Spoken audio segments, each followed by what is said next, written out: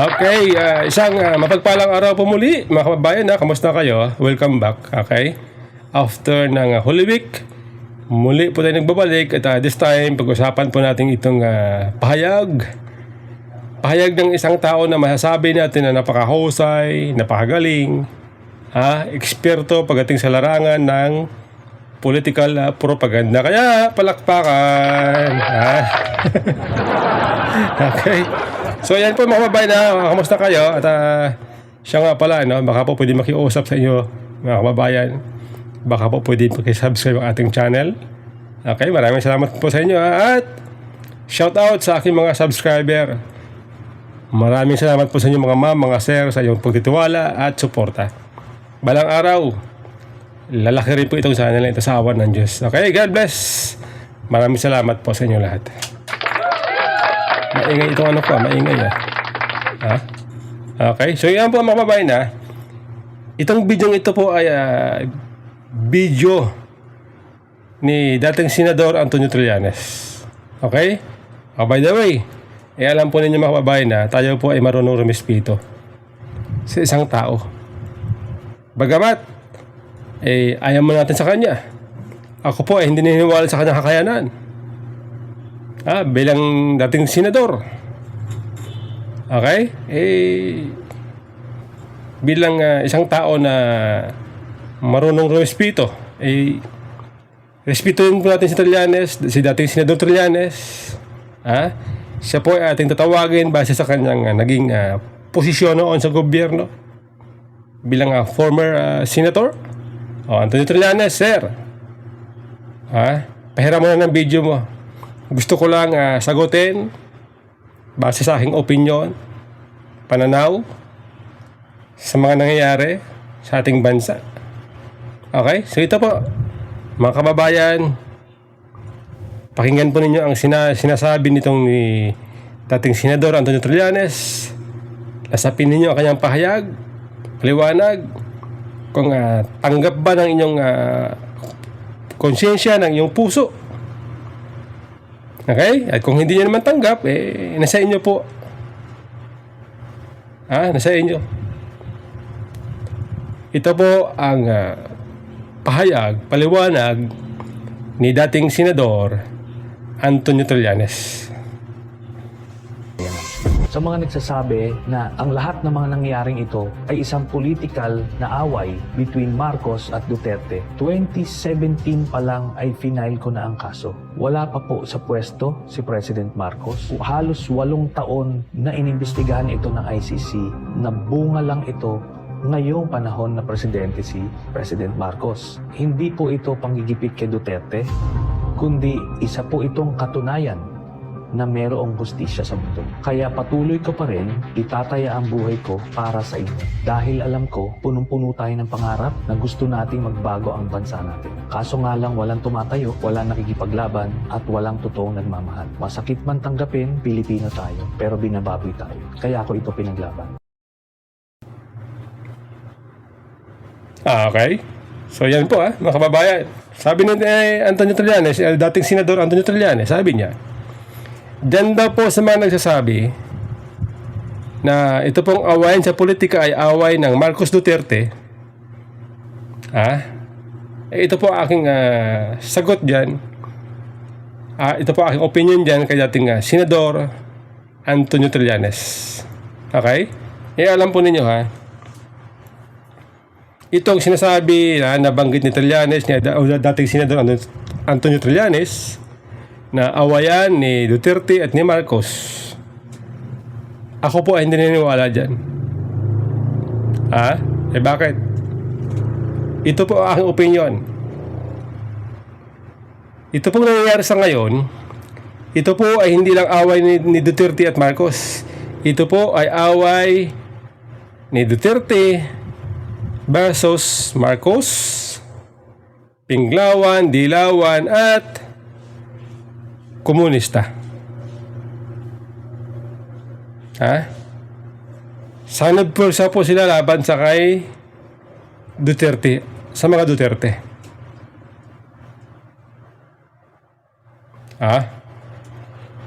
Yan po ay base sa akin nakikita sa mga balita, yung mga galaw, ang mga kumikilos. Diba? Yan po aking opinion dyan. Hindi po totoo na ito po ilaban lang ni Trillanes at ni Duterte. Ito po ilaban ni Trillanes versus Duterte. Duterte versus Trillanes, Pinklawan, Dilawan, Marcos, at komunista.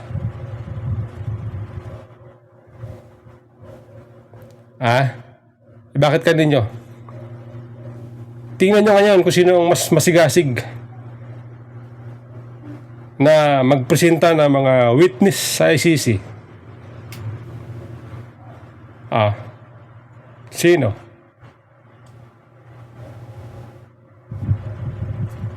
Di ba?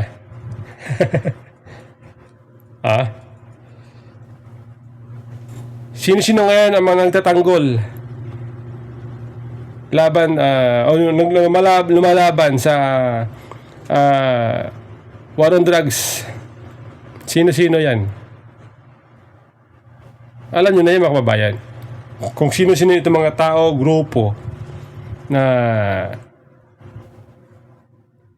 pilit minamasama ang war on drugs ng dating Pangulo.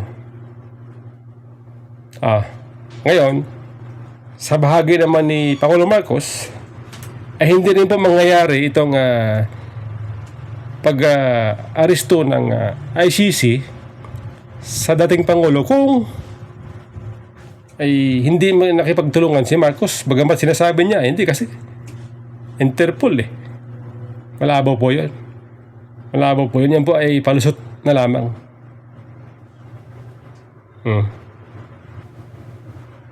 Kaya sa ating palagay po ay ating opinion ay sila po ay nagsanib po sa dito para ang dating Pangulo ay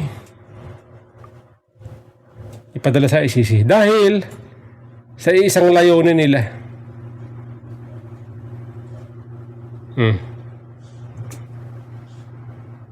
Takot sila sa mga Duterte na makabalik sa pwesto. Okay? Ngayon, isasama ko dito si Romualdez sa usaping ito. Awayan sa politika. Romualdez, Marcos, Trillanes, Dilawan, Pinklawan at komunista. Sama-sama sila dyan.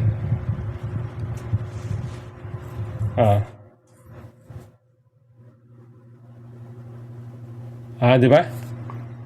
Kaya po hindi po tayo naniniwala kay Trillanes dyan.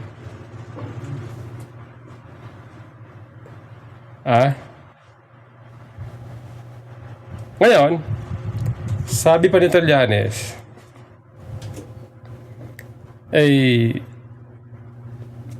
siya daw po ay maraming pangarap. Sa bayan. Siya daw po ay maraming pangarap sa bayan. Ngayon, ang tanong ko kung may pangarap ka sa bayan, naging senador ka na ng ilang bisis, ilang termino, 2. So dapat doon pinakita mo na sa pagiging senador mo, dapat nakita mo na, nagawa mo na ang mga batas na kailangan ng bansa para masolusyonan itong mga problema natin sa ating bansa, pangangailangan ng bansa. Bakit hindi mo ginawa?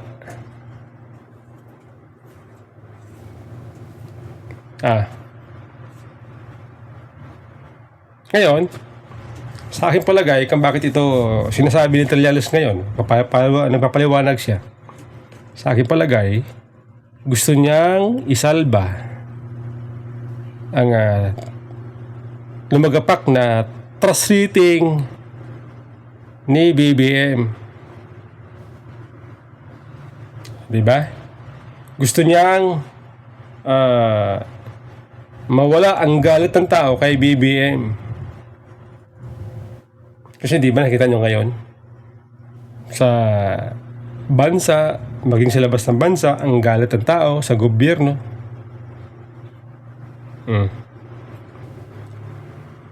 Gusto niyang mawala ang galit ng tao kay BBM. Ay mahirap po yan. Hindi po mangyayari. Mahirap po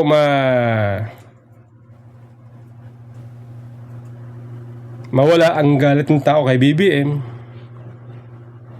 dahil sa ginawa niyang ito na pagpayag na ipadala ang dating Pangulo sa ICC. Kaya ngayon, dahil po sa galit ng tao, ay lasapin nyo ang galit ng tao. Katulad yan, ito si Trillanes, tumatakbong mayor sa Caloocan. Balita ko, lagapak daw sa survey.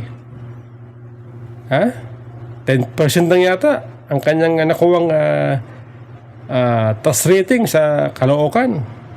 Tambakol siya kaya malapitan. Tambakol siya.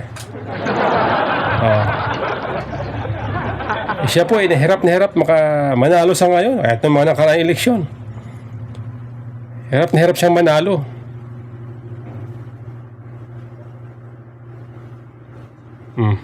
Kasi nga, kaya ganon, kasi ginawa niyong plataforma ang paninira.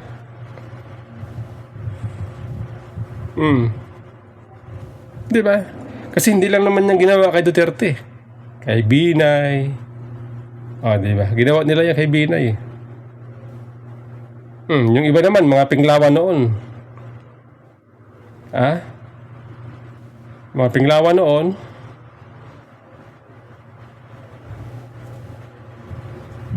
siniraan din nila si Villar.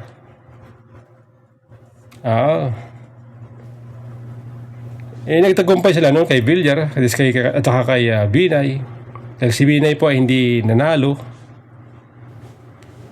sa eleksyon. Nagtagumpay sila noon. Pero this time sa akin palagay, mahihirapan sila dahil ang tao sa ngayon, kitang-kita din naman, iba kasi ang Duterte.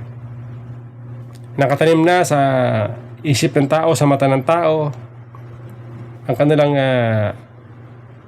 nagawa sa gobyerno, kaya hindi po basta-basta yan. Yan po ang sinasabi natin na gawin yung plataforma ang magandang serbisyo, hindi yung paninira na para kaya ay makilala ng tao, sumikat, sisiraan din yung iba. Mahirap po yun.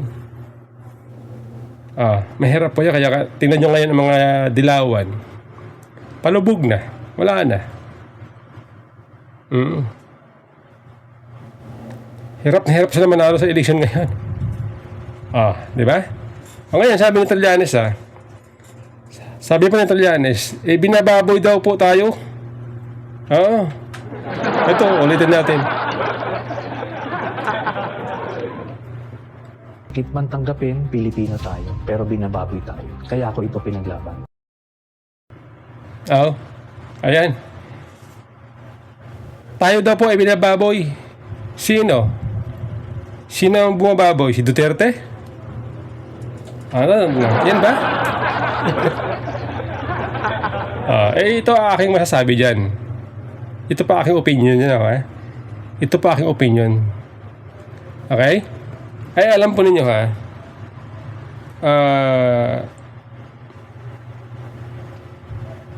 noong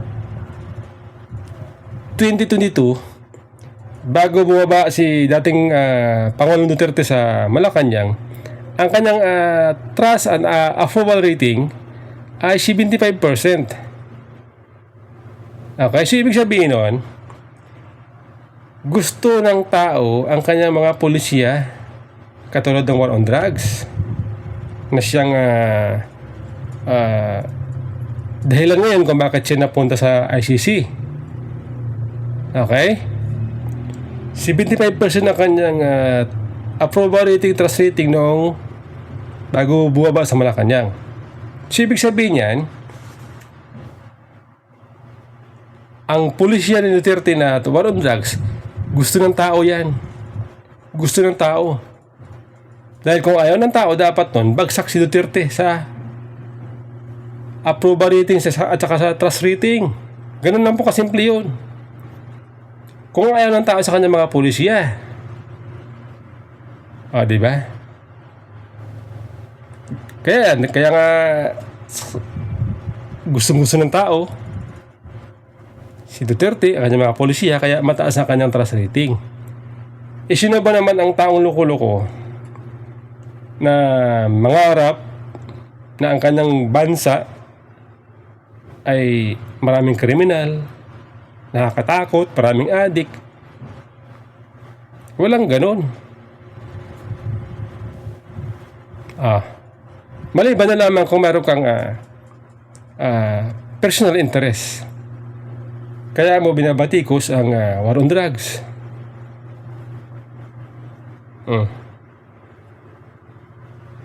Diba? Pangarap po natin na tayo po ay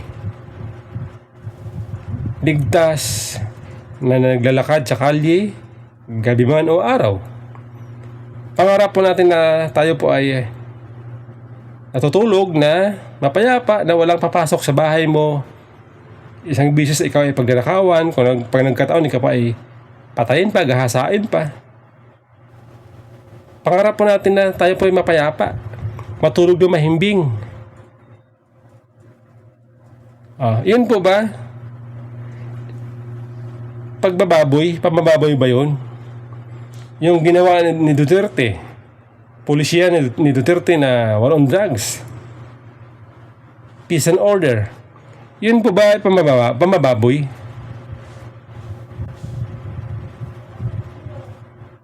Pangarap ni Duterte na matanggal ang mga kriminal, ang drugs sa lansangan, yun po ba ay pambababoy? O sinasabi nila ngayon, kasi marami daw pinatay. Mga adik daw, pinagpapatay ni Duterte, mga poser. May mga namatay. Pero tayo po hindi na hiniwala, yun po ay utos ni Duterte. Dahil kung gusto na din ni Duterte patayin ng mga adik, hindi dapat wala nang sumuko sa gobyerno noon. Libo-libo po yung sumuko sa gobyerno ng mga drug addicts Hindi po ba? Alam po ninyo sa totoo lang, ang binaboy dito, ang pangarap ng tao na kapayapaan sa ating bansa. Yun po binaboy. Hindi binaboy ni Duterte ang tao, ang bansa. Hindi si Duterte ang nagbaboy sa bansa, kundi yung mga bumabatikos ang nagkalulo sa kanya. Dahil ang pangarap ng tao na kapayapaan, kaligtasan sa bansa, ginawa lang ni Duterte, ginampanan lang ni Duterte. Pangarap natin lahat yun, na maging mapayapa ang ating bansa, sapagkat pagka yung isang bansa po ay mapayapa, walang kriminal, mababa ang criminality, dyan papasok po ang mga foreign investor. Papasok ang pupunta ang mga turista. Uunlad ng bansa mo. Yan po yun di ba? Meron bang nangangarap, meron bang nambababoy na ang gusto mo tanggalin ang mga kriminal? Balita data ito sa Trillanes. May po ba? Balita data siya, baliktad.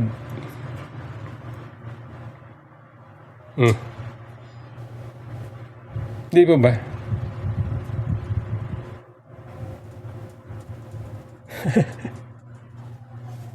Kaya tayo po ay napapaisip, binababoy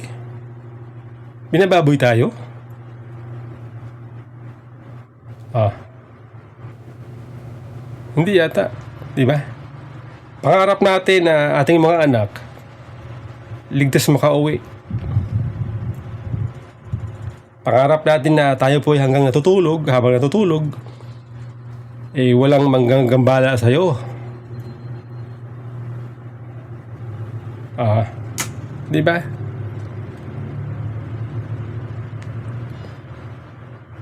Yun. Mr. Senador Trillanes. Eh, kayo po ay baliktad yata sa sinasabi niyong binababoy tayo. Ah, di ba? Oh. Lahat tayo nangangarap. Sana maging Singapore tayo. Maging katulad din ng Singapore. Ah. Di ba ganon? Ating lagi sinasabi, narinig sa mga sinasabi na kapwa natin mga Pilipino, sana ang Pilipinas parang maging Singapore sana. O di ba ganon? Eh, tingnan niyo sa Singapore.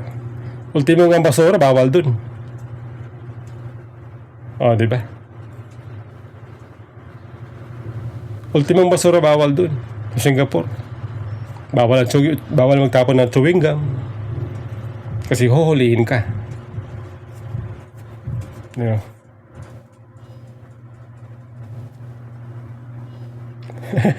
Gulo, di ba? Yan po, mga kababayan, ang ating paliwanag, ang ating sagot, ang ating opinion dito sa paliwanag ni Trillanes.